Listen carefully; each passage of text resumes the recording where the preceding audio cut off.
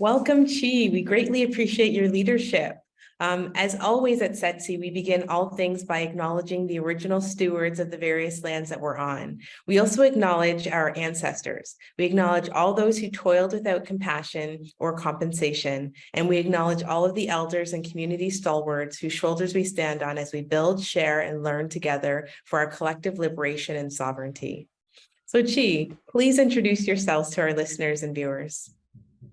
Thank you for that intro, Sarah. My name is Chiyi. My pronouns are she and her. I practice here in Toronto, Treaty 6 territory. I'm new to these lands. I grew up on Musqueam and Tsleil-Waututh lands out on coastal BC and Vancouver, which you all know. And so it's new for me to be operating here on treaty land. It's interesting to have some guiding frameworks of like what would the share values look like. And I do a lot of work on land. So my primary intersection with the social economy is that, well, I operate in it in a very particular model. I'm very interested in community ownership, which is to say, how can we own real estate, business, property in the hellscape that we live in, where property systems still exist. In the interim, knowing that people are suffering now, how can we change it by 1 degree? So the model that I organize around is community land trusts. And in addition to that, I'm interested in worker cooperatives that are a similar model, but for businesses instead of real estate. That's me. So tell me about the origins of your work in the community land trust ecosystem in Canada. I got involved because I was very interested in social enterprises. I was coming from a training professional background in real estate development and planning. I knew that I wanted to use those skills to contribute back to my own cultural communities. I knew that I had a very focused interest in Chinatowns particularly. And before I pursued that training, I had been working in international development and in social enterprises for a long time. So I was interested to see how could I relocate my practice to my own local community in a way that's really culturally specific to me. And so community land trusts ended up being that solution. And so then I was tapped to work on one building acquisition. And initially it was just to help them buy a building. I was introduced to the Kensington Market Community Land Trust, which operates in the downtown core of Toronto in a neighborhood called Kensington Market. And we bought a building and it was like a $7 million project. There were 12 residential units, 5 commercial units.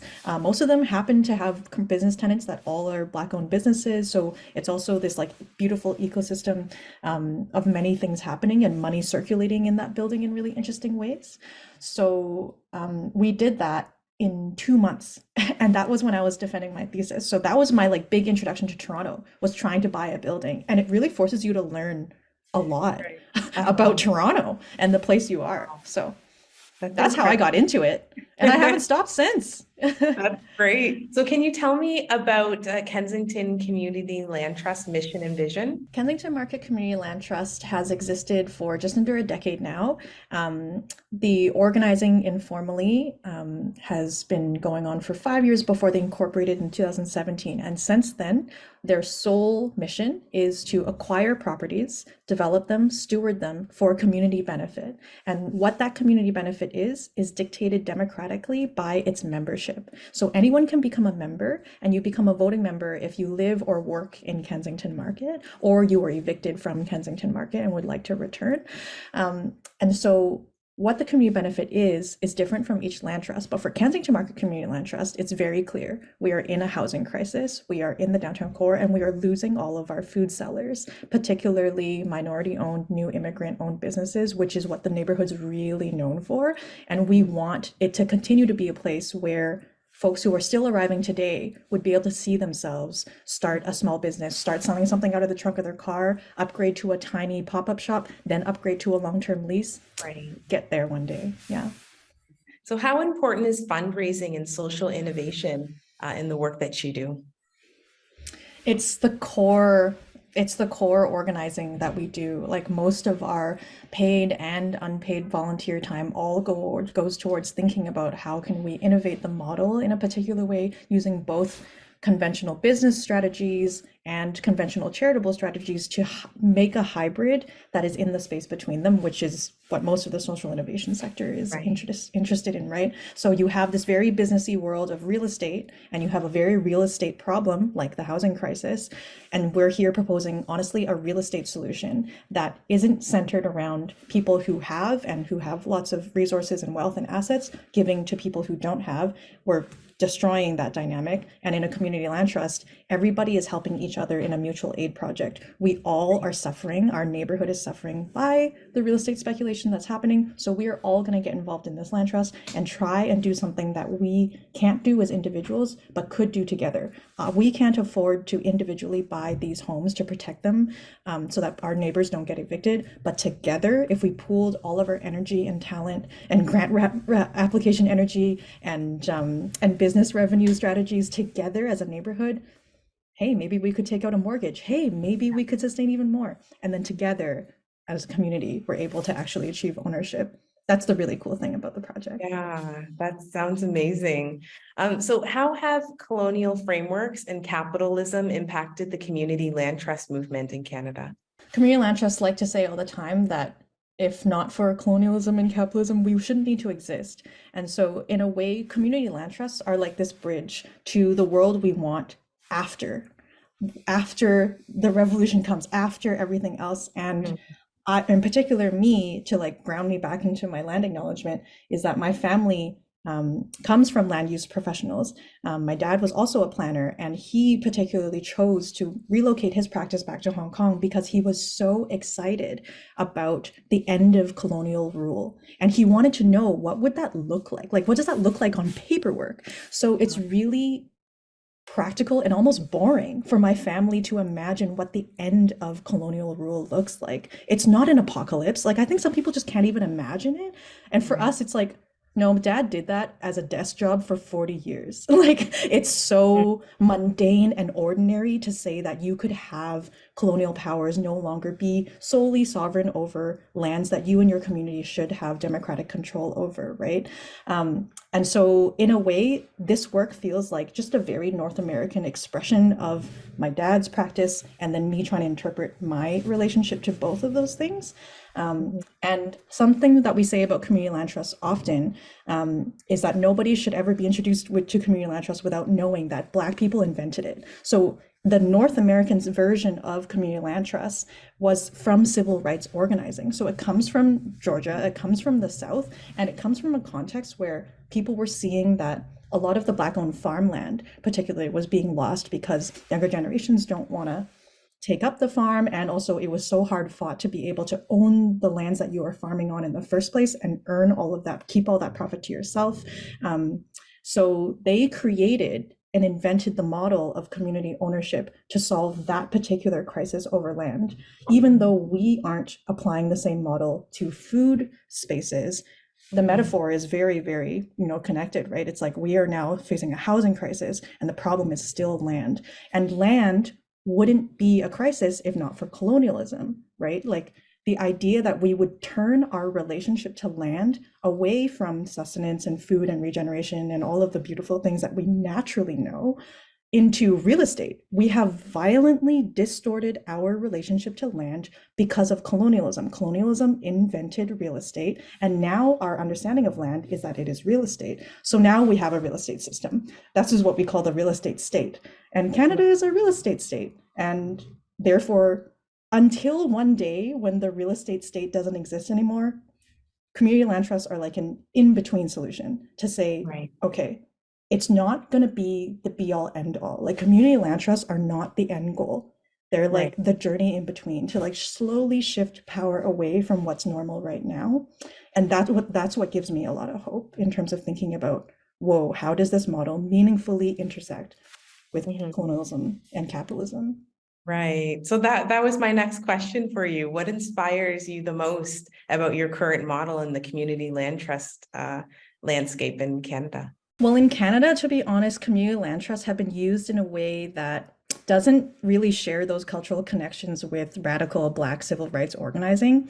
It has the potential to, and that's what's energizing and inspiring me the most right now, is that for people who don't know about community land trust, the short form explanation is that it's just a nonprofit organization mechanism for you to take land off of the real estate market and hold it for community benefit forever. That's pretty simple. Any group could technically buy a piece of property and commit to never selling it and say that everybody has a say in how we use this land. That would make you a community land trust, even if you don't use those words. Now, what would be inspiring to me is that the current generation, the second generation of Canadian community land trusts, we are seeing a wave, like especially in Nova Scotia, a lot of Black cultural reclamation projects. And then we have on the West Coast, Hogan's Alley in Vancouver, organizing on a very explicit anti-racist, very explicit, like cultural specific reason why they are organizing land trusts. It's not just about housing. It's not just about food sovereignty. It's literal reclamation of access to land and the decision-making process over land. And so that also connected with the Indigenous land back movement and their curiosity around the community land trust model, because there's like a very simple idea about, okay, land back is give the land back. It's like the literal decolonization of land. And you can do that through many mechanisms. If you don't have a in-between solution to hold the land, if people want to transfer it, could community land trust be one solution? So there are many different Indigenous-led projects that may or may not call themselves community land trusts. It doesn't really matter if they do, but they basically are exploring this model to see if it really could be part of the land back movement. And that's a really, like, truly innovative way to leverage social economy, social finance, and acknowledge, like, okay, there's like the reality we live in, and then there's all of these like very radical ideas that people want to make happen. This might be a way to actually bridge and marry those two worlds. That's super inspiring to me. Oh, that's fantastic. So earlier you had mentioned that you've been facilitating some remarkable work with within Chinatowns in Canada. Can you share this cooperative economic and collective impact work with us?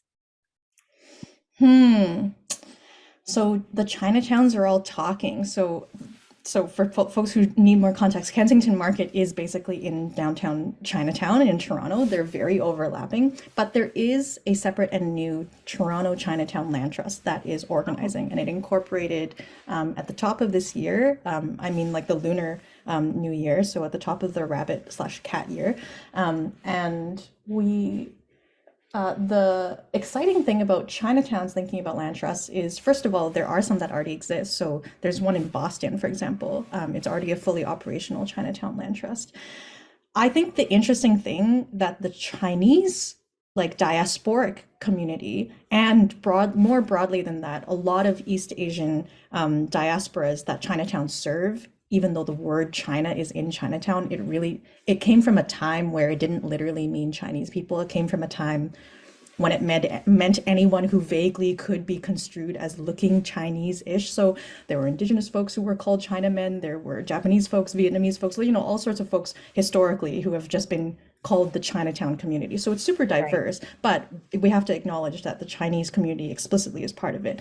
And I think it's worth explicitly acknowledging that there is a stereotype that Chinese people own real estate, and it's not untrue. So when we did a study of property ownership rates across the citizenship of what we currently call Canada, you can do like BIPOC versus average population property ownership, and it is lower. But if you isolate out just the Chinese Canadian community, they have like an 85% property ownership rate. That is way higher than the Canadian average. And so there is like a deeply traumatized relationship to land, which is the reason why I think culturally, this group my cultural community is so obsessed with owning land, because it comes from an insecurity, it comes from displacement, it comes from war, it comes from like stories in your family of like, if you don't figure this out, your life is not viable. And so they were very successful. And what the interesting thing about Chinese communities organizing into the land trust model is that it lets us contribute this privilege we have. It's like, okay,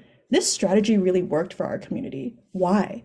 Why were we so good at that? What happened? What did we do right? Can we teach this strategy to other BIPOC communities or other groups who have land reclamation stories that are fully, in solidarity with ours? And I am so curious and interested, because I think that's really different than how other community ownership projects think of themselves.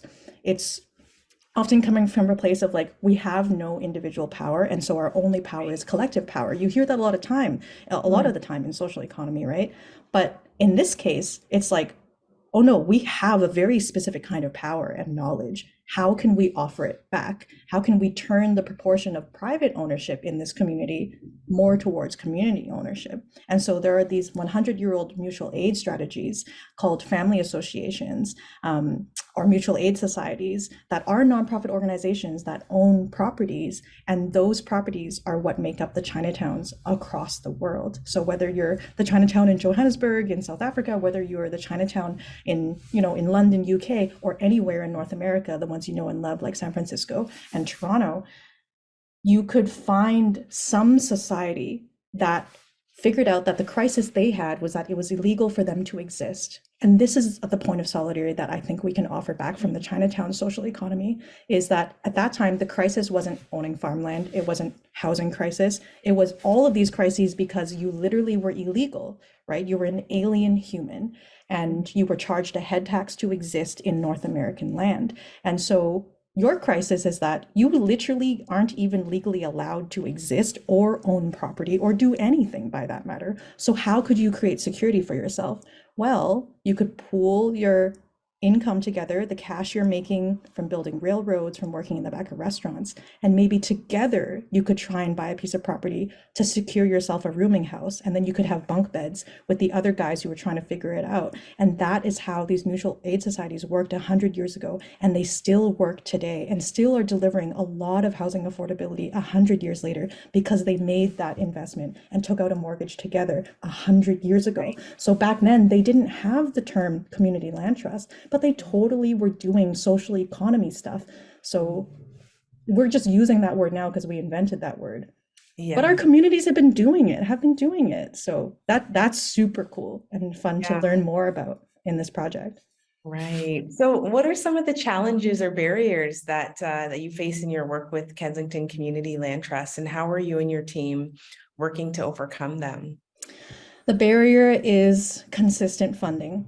Yeah, it's trying to navigate the social finance system and just the conventional finance system to make these projects work. Like trying to keep up and play the same game as the speculative market is hard. It's so hard without an established amount of equity that we can mobilize on a dime in the same way that the other bidders that are coming from large investment firms are able to. So that's been really, really hard.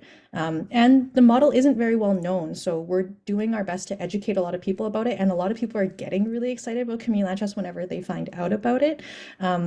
So hopefully that turns into longer term policy supports as more policymakers and politicians and members of the public broadly start learning about community ownership strategies that already probably secretly exist in their community and probably are the reason why their particular neighborhood feels cool, whether that's a beach that's under an environmental conservancy or a credit union or like a small loans club that their mom and auntie participated in. Yeah. So do you have a set of key funding priorities for your work right now? Right now, I'm trying to buy a building. So right now, I'm looking for $2 million from somebody to buy the building that I'm trying to buy. But I'm always trying to do that. Like every day, I'm trying to buy a different building. And that's just what community land trusts do. That's what my members expect me to be spending the hours that they've fundraised to pay me for to do. Like the neighborhood is my boss. And they're like, you have one job, Chi. You got to go protect these buildings when the opportunity comes. So a lot of it is trying to find more sustainable funding for professionals like me to be able to build a career and directing their skills in planning and development towards community land trusts and more alternative models. And then there's the other kind, which is we need actual capital contributions to try and take some of these assets that the community deserves to protect out of the speculative market. Oh, great. So how do you feel about the future of community land trusts in Canada?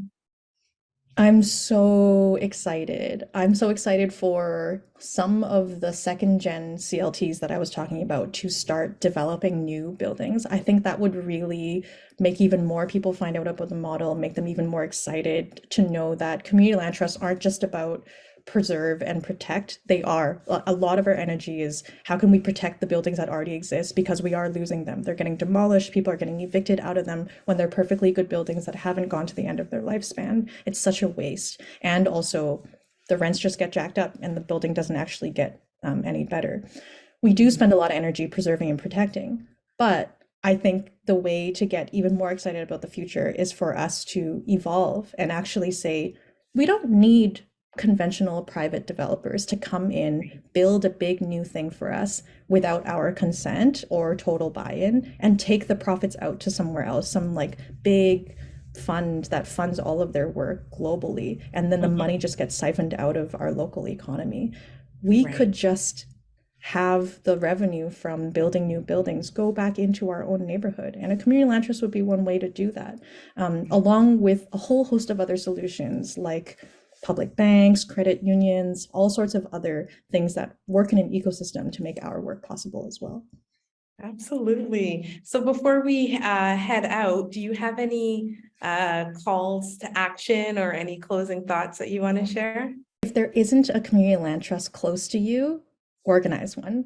It took us, 3 years of really fun conversations with our neighbors to get together, start meeting monthly to create the ones in Chinatown and Kensington Market. But so many other groups have done it, and it has been the most rewarding experience for the vast majority of my board members and committee members who are involved in our work. We should be so lucky to be able to participate in like a real economic democracy in our everyday life, in the places that we live. Most people go most of their life just voting for representative electives and hope that the land in their community is used for what they want, a park or another condo building, whatever it is. You can advocate as much as you want, but if you get involved with the community land trust, you get to decide, not just advocate. You are the landowner along with the rest of your community. So go have that argument with your community. Go make your persuasive arguments. And if there is a land trust near you, go become a member, get involved, help them fundraise. We're losing buildings every day to big investment firms. We're losing them for no good reason, because some people are retiring and their kids don't want to do property management anymore. We're losing them for nonprofit spaces. We're losing them for cute little grocers, and they're turning into hipster coffee bars and becoming way more expensive. So there's lots of reasons. Whatever your reason is, probably the land near where you are living needs to be protected in some way, and hopefully you'll get involved. Yes. Do you have any anywhere where we can go to find resources on how to start a land trust? Oh, totally. So you can always send us an email, but I can now happily tell you that all of the land trusts have gotten together and we've created an association. So there's now a Canadian Network of Community Land Trusts. We're so happy to have hired our first staff person to make it a real association in that way.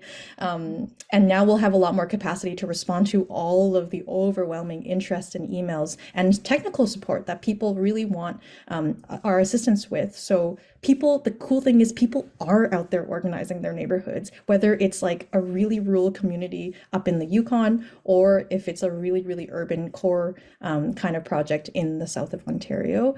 If you get in touch with the Canadian Network of Community Land Trust, you'll probably get matched or referred to one of us, the local community land trusts who have a similar vibe as you maybe, or a similar business strategy, and maybe we can mentor you. We will be debuting a technical support program for community land trusts and community ownership projects in real estate this year.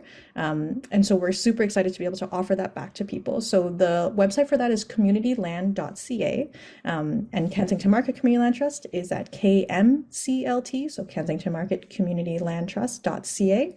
The Toronto Chinatown Land Trust is at ChinatownLandTrust.ca. And all of our contact information is in all of those places. So look us up. All right. Thank you so much. We appreciate your time and your remarkable leadership. And we want to close the same way we began this interview, by acknowledging the original stewards of the various lands that we're on, and also acknowledge our ancestors. So we acknowledge all those who toiled without compassion or compensation, and we acknowledge all of the elders and community stalwarts whose shoulders we stand on as we build, share, and learn together for our collective liberation and sovereignty. Thank you so much, Chi. Thank you for being so prepared.